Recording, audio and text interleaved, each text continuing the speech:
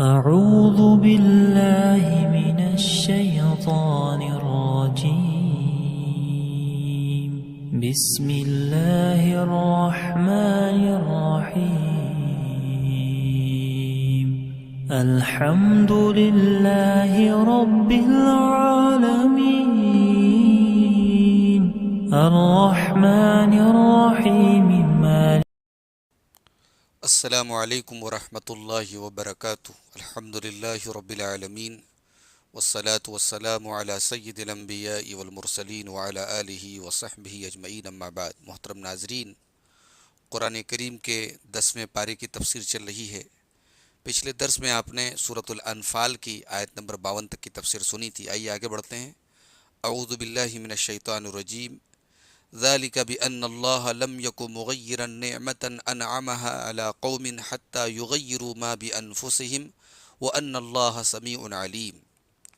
پچھلی آیت میں اللہ تعالیٰ نے یہ بیان فرمایا کہ فرعون اور اس کے پہلے کے جن لوگوں نے اللہ تعالیٰ کی آیتوں کو جھٹلایا اور اس کا انکار کیا تو اللہ نے ان کو ان کے گناہوں کی وجہ سے پکڑ لیا. تو اب اس کی وجہ اللہ تعالیٰ اس آیت میں بیان کر رہا ہے سورہ انفال کی آیت نمبر 53 میں. ذَلِكَ بِأَنَّ اللَّهَ لَمْ يَكُنْ مُغَيِّرًا نِعْمَةً أَنْعَمَهَا عَلَى قَوْمٍ. یہ اس لیے کہ اللہ تعالیٰ کسی بھی قوم کے اوپر کوئی نعمت نازل کرنے کے بعد اس کو بدلتا نہیں ہے. حَتَّى يُغَيِّرُوا مَا بِأَنفُسِهِمْ، جب تک کہ وہ لوگ خود اپنی حالت کو نہ بدل لیں جس حالت میں وہ تھے. یعنی جب تک کوئی قوم اللہ تعالیٰ کی نعمت کی ناشکری نہ کرنے لگے، نافرمانی نہ کرنے لگے، اپنے اعمال میں اور اپنے اخلاق میں بگاڑ نہ پیدا کر لے، اللہ تعالیٰ اس قوم سے نعمتوں کو چھینتا نہیں ہے. دوسرے الفاظ میں ہم یہ کہہ سکتے ہیں کہ گناہوں سے نعمتیں چھن جاتی ہیں. اللہ تعالیٰ نعمتوں کو چھین لیتا ہے، حالات کو بدل دیتا ہے جب ہم اپنے اعمال کو بدل لیتے ہیں. وَأَنَّ اللَّهَ سَمِيعٌ عَلِيمٌ، اور اللہ تعالیٰ سب کچھ سننے والا جاننے والا ہے. كَدَأْبِ آلِ فِرْعَوْنَ، جس طرح کے آل فرعون کی، فرعونیوں کی حالت ہوئی. والذین من قبلہم، اور ان سے پہلے کے لوگوں کی حالت ہوئی. کذبوا بآیات ربہم، انہوں نے اپنے رب کی آیتوں کو جھٹلایا. فأہلکناہم بذنوبہم، اور ہم نے ان کے گناہوں کی وجہ سے ان کو ہلاک کر دیا. واغرقنا آل فرعون، اور ہم نے فرعونیوں کو غرق کر دیا. وکل کانوا ظالمین، اور یہ سب کے سب ظالم تھے. ان شر الدواب عند اللہ الذین کفروا فہم لا یؤمنون، بے شک اللہ تعالیٰ کے نزدیک سب سے بدترین چوپائے، سب سے برے چوپائے وہ لوگ ہیں جنہوں نے کفر کیا، جو کافر ہیں، جو اللہ کو نہیں مانتے. اللہ نے یہ نہیں کہا وہ سب سے برے انسان ہیں، اللہ نے شر الناس نہیں کہا، شر الدواب کہا کہ وہ سب سے برے چوپائے ہیں. یعنی جانوروں سے بھی بدتر ہیں وہ لوگ جو اپنے خالق کو، اپنے کریٹر کو، اپنے مالک کو نہ پہچانے، اس کا انکار کریں، اس کے ساتھ شرک کریں، اس کے ساتھ کفر کریں. تو فرمایا کہ سب سے برے ہیں، چوپائے ہیں اللہ کے نزدیک وہ لوگ جنہوں نے کفر کیا. فہم لا یؤمنون، اور وہ ایمان نہیں لاتے. الذین عاہدت منہم ثم ینقضون عہدہم فی کل مرۃ وہم لا یتقون، اور یہ وہ لوگ ہیں اے نبی، الذین عاہدت منہم، جن سے آپ نے عہد و پیمان کیا، آپ نے ایگریمنٹ کیا. ثم ینقضون عہدہم فی کل مرہ، اور پھر یہ ہر بار اپنے ایگریمنٹ کو، اپنے عہد و پیمان کو توڑ دیتے ہیں. وہم لا یتقون، اور یہ ذرا سا بھی نہیں ڈرتے. اس سے مراد بعض مفسرین نے بنو قریظہ کے یہودیوں کو لیا ہے، جنہوں نے اللہ کے رسول صلی اللہ علیہ وسلم سے مدد کا وعدہ کیا کہ مسلمانوں پر جب بھی کوئی آفت آئے گی، مصیبت آئے گی، کسی کا حملہ ہوگا تو ہم مدد کریں گے. لیکن موقع پڑنے پر مدد تو کرنا دور کی بات ہے، انہوں نے پیٹھ میں چھرا گھونپا. تو فرمایا کہ یہ وہ لوگ ہیں کہ ہر مرتبہ یہ اپنے عہد و پیمان کو توڑتے ہیں. وہم لا یتقون، اور یہ ذرا سا بھی ڈرتے نہیں ہیں. فَإِمَّا تَثْقَفَنَّهُمْ فِي الْحَرْبِ فَشَرِّدْ بِهِمْ مَنْ خَلْفَهُمْ لَعَلَّهُمْ يَذَّكَّرُونَ. تو اے نبی، اگر آپ جنگ میں ان لوگوں پر غالب آ جائیں، ان غداروں کے اوپر، عہد و پیمان کو توڑنے والوں پر اگر آپ غالب آ جائیں، فَشَرِّدْ بِهِمْ، تو ان کو ایسی ماریے، ایسی سزا دیجئے، من خلفہم، کہ ان کے پیچھے جو لوگ ہیں وہ بھی بھاگ جائیں. لَعَلَّهُمْ يَذَّكَّرُونَ، اور تاکہ ان کے لیے عبرت کا سامان بن جائے. وَإِمَّا تَخَافَنَّ مِنْ قَوْمٍ خِيَانَةً فَانبِذْ إِلَيْهِمْ عَلَى سَوَاءٍ، اور اے نبی اگر آپ کو کسی قوم سے خیانت کا ڈر ہو، کسی قوم سے آپ نے ایگریمنٹ کیا اور پھر یہ ڈر ہے کہ وہ لوگ ایگریمنٹ کو توڑ رہے ہیں یا توڑنے والے ہیں، فَانبِذْ إِلَيْهِمْ، تو آپ بھی ان سے اس عہد و پیمان کو توڑ لیجئے علی سوائن، لیکن برابری کے ساتھ۔ برابری کے ساتھ مطلب آپ ان کو بتا دیجئے کہ اب چونکہ تم لوگوں نے غداری کی ہے، خیانت کی ہے، تو یہ ایگریمنٹ ہم بھی توڑ رہے ہیں، تاکہ ایک دوسرے کے خلاف بے خبری میں کوئی کارروائی نہ ہو۔ تو فرمایا کہ اگر تمہیں کسی قوم سے خیانت کا ڈر ہو فَانبِذْ إِلَيْهِمْ عَلَى سَوَاءٍ، تو برابری کی حالت میں ان سے عہد و پیمان کو توڑ دو۔ ان اللہ لا يحب الخائنین، اللہ تعالیٰ خیانت کرنے والوں کو، بے ایمانی کرنے والوں کو پسند نہیں فرماتا ہے۔ وَلَا يَحْسَبَنَّ الَّذِينَ كَفَرُوا سَبَقُوا إِنَّهُمْ لَا يُعْجِزُونَ، اور یہ کافر لوگ یہ نہ سمجھیں کہ یہ بھاگ نکلے، یہ بالکل ہمیں عاجز کرنے والے نہیں ہیں۔ وَأَعِدُّوا لَهُم مَّا اسْتَطَعْتُم مِّن قُوَّةٍ وَمِن رِّبَاطِ الْخَيْلِ، اور اے مسلمانوں تم ان دشمنوں سے مقابلہ کرنے کے لیے جس قدر بھی تم قوت اکٹھا کر سکتے ہو، طاقت اکٹھا کر سکتے ہو، طاقت اکٹھا کرو۔ وَمِن رِّبَاطِ الْخَيْلِ، اور گھوڑوں کو باندھ کر تم طاقت اپنی بناؤ۔ تُرْهِبُونَ بِهِ عَدُوَّ اللَّهِ وَعَدُوَّكُمْ، جن کے ذریعے تم اللہ کے دشمنوں کو اور اپنے دشمنوں کو ڈرا سکو، خوفزدہ کر سکو۔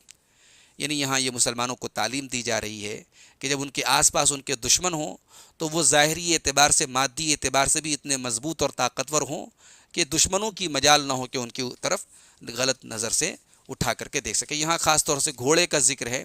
ظاہر ہے کہ اس زمانے میں گھوڑوں کا جو ہے میدان جنگ میں ایک بڑا اہم رول تھا، اور گھوڑے اگر کہیں بدے ہو تو اس بات کی علامت ہے کہ ہاں یہ لوگ بہت مضبوط ہیں، تو اس لیے گھوڑے کا ذکر کیا گیا۔ دور اور حالات کے اعتبار سے جو بھی چیزیں مادی طاقت میں آتی ہیں وہ اس کی جگہ مان لی جائیں گی۔ یہاں جو اللہ تعالیٰ نے ایک بات کہی کہ ان کے مقابلے کے لیے تم قوت اکٹھا کرو، تو قوت سے کیا مراد ہے؟ صحیح مسلم کی 1917 نمبر کی حدیث میں اللہ کے پیارے نبی صلی اللہ علیہ وسلم فرماتے ہیں کہ الا ان القوت ہی الرمی، آپ نے فرمایا کہ قوت سے مراد کیا ہے؟ تیر اندازی ہے۔ آپ نے یہ بات 3 مرتبہ ارشاد فرمائی۔ تو اس زمانے میں تیر اندازی کا بھی بڑا اہم رول تھا جنگ کے میدان میں، تو اس کو اللہ تعالیٰ نے قوت قرار دیا۔ اب ظاہر ہے کہ دور اور حالات کے اعتبار سے جو بھی چیزیں قوت اور طاقت میں آتی ہوں، مسلمانوں کو حکم ہے کہ وہ دشمنوں کو خوفزدہ رکھنے کے لیے اپنے پاس وہ طاقت کو مہیا کریں۔ تو فرمایا کہ تُرْهِبُونَ بِهِ عَدُوَّ اللَّهِ وَعَدُوَّكُمْ، اس طاقت کے ذریعے تم ان کو، اللہ کے دشمنوں کو اور اپنے دشمنوں کو ڈراؤ۔ وَآخَرِينَ، اور کچھ دوسرے لوگوں کو بھی، مِن دُونِهِمْ، جو ان کے علاوہ ہیں، لَا تَعْلَمُونَهُمْ، لیکن تم ان کو نہیں جانتے، اللہ يَعْلَمُهُمْ، اللہ ان کو جانتا ہے۔ یعنی کچھ تمہارے چھپے ہوئے دشمن بھی ہیں جن پر تمہاری نظر نہیں ہے، لیکن اللہ جانتا ہے، تو جب تم اپنے پاس طاقت کو مہیا کرو گے تو تم سے وہ ڈریں گے۔ وَمَا تُنْفِقُوا مِنْ شَيْءٍ فِي سَبِيلِ اللَّهِ يُوَفَّ إِلَيْكُمْ وَأَنْتُمْ لَا تُظْلَمُونَ، اور تم اللہ کی راہ میں جو بھی خرچ کرو گے اس کا پورا پورا بدلہ تمہیں دیا جائے گا، تم پر کوئی ظلم نہیں کیا جائے گا۔ وَإِنْ جَنَحُوا لِلسَّلْمِ فَاجْنَحْ لَهَا وَتَوَكَّلْ عَلَى اللَّهِ، اور اے نبی اگر یہ لوگ صلح کرنے کے لیے جھک جائیں تو آپ بھی صلح کے لیے جھک جائیے۔ وَتَوَكَّلْ عَلَى اللَّهِ، اور اللہ کی ذات پر بھروسہ کیجیے۔ یعنی صلح کے بعد بھی یہ خطرہ ہو سکتا ہے کہ سامنے والا پلٹ جائے صلح سے اور حملہ کر دے، تو یہ سب مت سوچیے۔ اگر سامنے والا صلح کر رہا ہے اور اس وقت صلح کرنا مسلمانوں کے حق میں ہے، مسلمان اس پوزیشن میں ہے کہ صلح ہی کرنا ان کے حق میں بہتر ہے، تو آپ صلح کر لیجئے۔ وَتَوَكَّلْ عَلَى اللَّهِ، اور اللہ کی ذات پر بھروسہ رکھیے۔ إِنَّهُ هُوَ السَّمِيعُ الْعَلِيمُ، بے شک اللہ تعالیٰ سب کچھ سننے والا، جاننے والا ہے۔ وَإِن يُرِيدُوا أَن يَخْدَعُوكَ فَإِنَّ حَسْبَكَ اللَّهُ، اور اے نبی اگر یہ لوگ آپ کو دھوکہ دینے کا ارادہ کریں تب بھی آپ جان لیجئے کہ اللہ آپ کے لیے کافی ہے۔ هُوَ الَّذِي أَيَّدَكَ بِنَصْرِهِ وَبِالْمُؤْمِنِينَ، اسی نے اپنی مدد کے ذریعے آپ کا سپورٹ اور تائید کیا، اور اہل ایمان کے ذریعے بھی آپ کی مدد کی۔ وَأَلَّفَ بَيْنَ قُلُوبِهِمْ، اور اس نے اہل ایمان کے دلوں میں ایک دوسرے کی الفت ڈال دی۔ لَوْ أَنفَقْتَ مَا فِي الْأَرْضِ جَمِيعًا، اگر آپ زمین کی ساری دولت بھی اکٹھا کر دیتے، مَا أَلَّفْتَ بَيْنَ قُلُوبِهِمْ، تو آپ ان کے دلوں میں الفت نہیں ڈال سکتے تھے۔ وَلَكِنَّ اللَّهَ أَلَّفَ بَيْنَهُمْ، بلکہ اللہ تعالیٰ نے ان کے دلوں میں الفت ڈالی ہے۔ إِنَّهُ عَزِيزٌ حَكِيمٌ، بے شک اللہ تعالیٰ طاقتور حکمت والا ہے۔ ظاہر ہے کہ اسلام کے پہلے مشرکین جو تھے آپس میں لڑا کرتے تھے۔ مدینہ کے انصار اوس و خزرج کے قبیلوں میں بٹے ہوئے تھے اور آپس میں جنگیں کیا کرتے تھے، لیکن اسلام کے ذریعے، اللہ کے رسول کے ذریعے ایک دوسرے کے جانثار بن گئے، ایک دوسرے کے لیے جان دینے والے بن گئے۔ اسی بات کو غزوہ حنین کے موقع پر جب انصاری صحابہ کرام کے دل میں کچھ ناراضگی تھی مال غنیمت کی تقسیم کو لے کر کے، پیارے نبی صلی اللہ علیہ وسلم نے ان کے درمیان خطبہ دیا، اور اس خطبے میں آپ نے فرمایا کہ یا معشر الانصار الم اجدکم ضلالا فہداکم اللہ بی، کیا میں نے تم کو گمراہ نہیں پایا؟ تمہیں اللہ تعالیٰ نے میرے ذریعے ہدایت دی۔ وَكُنْتُم مُتَفَرِّقِينَ فَأَلَّفَكُمُ اللَّهُ بِي، اور تم آپس میں ایک دوسرے سے لڑتے تھے، منتشر تھے، بٹے ہوئے تھے، اللہ نے میرے ذریعے تمہیں جوڑ دیا اور تمہارے دلوں میں ایک دوسرے کی الفت ڈال دی۔ وَعَالَةً فَأَغْنَاكُمُ اللَّهُ بِي، اور تم غریب تھے، محتاج تھے، اللہ نے میرے ذریعے تمہیں مالدار کر دیا۔ تو پیارے نبی کی اس ہر جملے پر انصار صحابہ کرام یہی کہتے تھے، اللہ و رسولہ امن، اللہ اور اس کے رسول کے بڑے احسانات ہیں ہمارے اوپر۔ تو اسی احسان کا تذکرہ یہاں اللہ تعالیٰ نے کیا کہ اللہ نے ان کے درمیان الفت ڈالی ہے، آپ زمین کی ساری دولت خرچ کر کے وہ الفت نہیں پیدا کر سکتے تھے۔ یا ایھا النبی حسبک اللہ ومن اتبعک من المؤمنین، اے نبی اللہ تعالیٰ آپ کے لیے کافی ہے، اور آپ کی پیروی کرنے والے، آپ کی اتباع کرنے والے جو اہل ایمان ہیں وہ بھی اللہ کے حکم سے آپ کے لیے کافی ہیں۔ یا ایھا النبی حرض المؤمنین علی القتال، اے نبی آپ اہل ایمان کو قتال پر ابھاریے، جنگ کے اوپر آپ ابھاریے۔ ظاہر ہے کہ جب جنگ کے حالات ہوں تو پھر ان کو شوق دلانا چاہیے، ان کو رغبت دلانا چاہیے، بزدلی نہ آئے، کمزوری نہ آئے، جنگ سے پیٹ پھیر کر کے نہ بھاگیں۔ غزوہ بدر کے موقع پر پیارے نبی صلی اللہ علیہ وسلم صحابہ کرام کو ابھار رہے تھے، اور اسی میں آپ نے فرمایا قوموا الی جنت عرضها السماوات والارض، کہ اس جنت کے لیے اٹھ کھڑے ہو جاؤ جس کی چوڑائی آسمانوں اور زمین کے برابر ہے۔ ایک نوجوان صحابی حضرت عمیر ابن حمام الانصاری رضی اللہ تعالیٰ عنہ کھڑے ہوئے، کہا یا رسول اللہ کیا جنت کی چوڑائی آسمانوں اور زمین کے برابر ہے؟ آپ نے فرمایا کہ ہاں۔ تو اس پر انہوں نے کہا کہ بخ بخ، واہ واہ۔ اس پر اللہ کے رسول نے پوچھا کہ یہ بات تم کیوں کہہ رہے ہو، یہ بخ بخ تم کیوں کہہ رہے ہو؟ تو وہ انصاری صحابی کہنے لگے کہ اے اللہ کے رسول، میں اس لیے یہ کہہ رہا ہوں کہ مجھے امید ہے کہ میں بھی جنت میں جاؤں گا، میں بھی ان جنتی لوگوں میں شامل ہو جاؤں گا جس جنت کی چوڑائی آسمانوں اور زمین کے برابر ہے۔ تو اللہ کے نبی نے فرمایا کہ فَإِنَّكَ مِنْ أَهْلِهَا، یقیناً تم ان لوگوں میں سے ہو۔ آپ نے بشارت دے دی کہ تم ان جنتی لوگوں میں سے ہو۔ اس کے بعد ان صحابی نے تلوار کی میان توڑ دی اور کھجوریں نکال کر کے کھانے لگے۔ پھر جو کھجور بچی اس کو انہوں نے پھینک دیا اور کہا کہ لئن انا حییت حتی آکل تمراتی هذه انہا لحیات طویلہ، اگر اپنی یہ کھجوریں کھانے بھر میں زندہ رہا تو پھر یہ زندگی تو بڑی طویل ہو جائے گی۔ یعنی اتنی فرصت نہیں ہے کہ یہ کھجوریں میں کھاؤں اور اپنا اتنا ٹائم ویسٹ کروں۔ جنگ کا میدان ہے، لڑائی کا موقع ہے، مجھے اللہ کی راہ میں لڑنا چاہیے۔ یہ کہہ کر کے وہ جنگ میں کود پڑے اور اللہ کی راہ میں شہید ہو گئے۔ یہ صحیح مسلم کی 190 نمبر کی روایت ہے۔ تو اس سے یہ معلوم ہوا کہ اللہ کے نبی صحابہ کرام کو جنگ کے لیے ابھارا کرتے تھے اور اللہ اس کا حکم دے رہا ہے۔ یا ایھا النبی حرض المؤمنین علی القتال، اے نبی آپ اہل ایمان کو قتال اور جنگ کے اوپر ابھاریے۔ ان یکم منکم 20 صابرون، اگر تم میں سے 20 بھی صبر کرنے والے لوگ ہوں گے، یغلبوا 200، تو وہ 200 پر غالب آ جائیں گے، اپنے سے 10 گنا زیادہ لوگوں پر وہ غالب آ جائیں گے۔ وَإِن يَكُن مِّنكُم 100 يَغْلِبُوا أَلْفًا مِّنَ الَّذِينَ كَفَرُوا، اور اگر تم میں سے 100 ہوں گے تو وہ کافروں کے 1000 لوگوں پر غالب آ جائیں گے۔ بِأَنَّهُمْ قَوْمٌ لَّا يَفْقَهُونَ، کیونکہ یہ وہ لوگ ہیں کہ جو بے سمجھ ہیں، ان کے پاس سمجھ نہیں ہے۔ الآن خفف اللہ عنکم وعلم ان فیکم ضعفا، لیکن اب اللہ تعالیٰ تمہارے اوپر تخفیف کر رہا ہے، تم سے اس بوجھ کو ہلکا کر رہا ہے، اور اللہ جانتا ہے کہ تمہارے اندر کمزوری ہے۔ فَإِن يَكُن مِّنكُم 100 صَابِرَةٌ يَغْلِبُوا 200، اب تم میں سے اگر صبر کرنے والے 100 لوگ ہوں گے تو وہ 200 پر غالب آ جائیں گے، یعنی اپنے سے ڈبل۔ پہلے 10 گنا کی بات کہی گئی تھی، لیکن بعد میں ظاہر ہے کہ جب یہ اہل ایمان کے اندر وہ طاقت نہیں رہی اور ان کے لیے مشکل ہو گیا کہ وہ اپنے سے 10 گنا کا مقابلہ کریں، تو اب یہ کہا گیا کہ تم اگر 100 ہو تو سامنے والا اگر 200 ہے تو تم اس کا مقابلہ کر سکتے ہو۔ وَإِن يَكُن مِّنكُمْ 1000 يَغْلِبُوا 2000 بِإِذْنِ اللَّهِ، اور اگر تم میں سے 1000 لوگ ہوں گے تو اللہ کے حکم سے وہ 2000 لوگوں پر غالب آ جائیں گے۔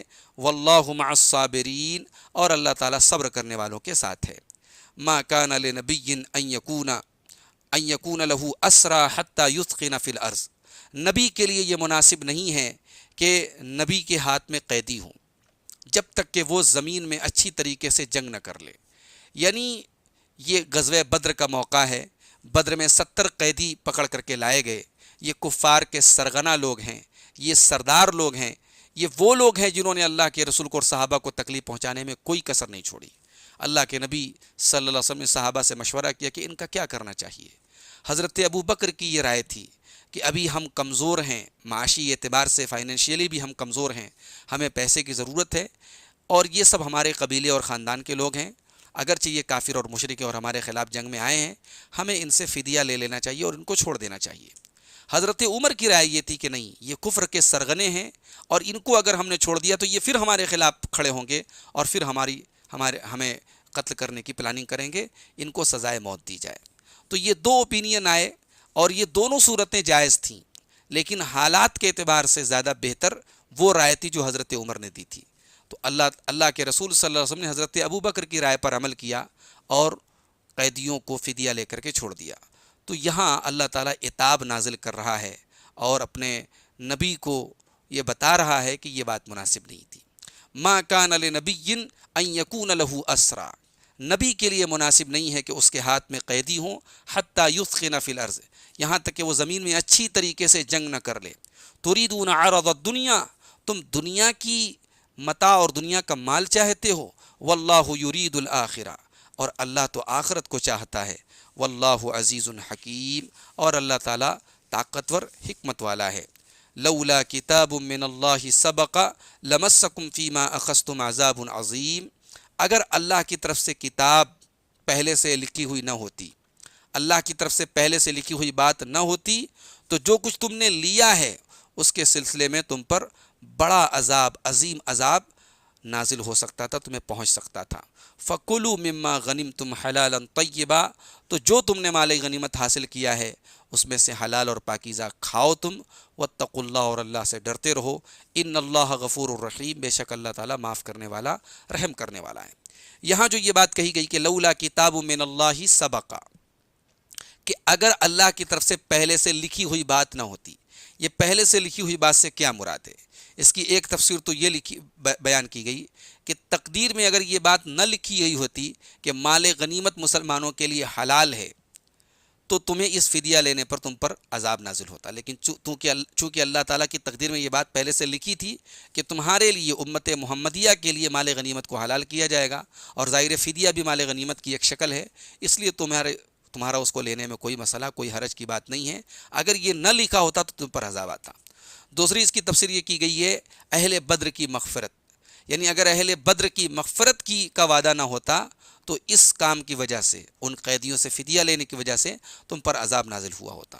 اور تیسری اس کی تفسیر کی گئی کہ اگر اللہ کی طرف سے یہ بات نہ لکھی ہوتی کہ تمہارے درمیان نبی موجود ہیں، نبی کی موجودگی کی وجہ سے اللہ نے اپنا عذاب نازل نہیں کیا۔ یہ تین الگ الگ تفسیر ہے، لیکن آگے کی جو آیت ہے فَكُلُوا مِمَّا غَنِمْتُمْ، کہ جو تم نے مال غنیمت حاصل کیا اس میں سے کھاؤ، یہ بتا رہا ہے کہ زیادہ مضبوط بات یہ ہے کہ اللہ کی طرف سے لکھی گئی بات سے کیا مراد ہے؟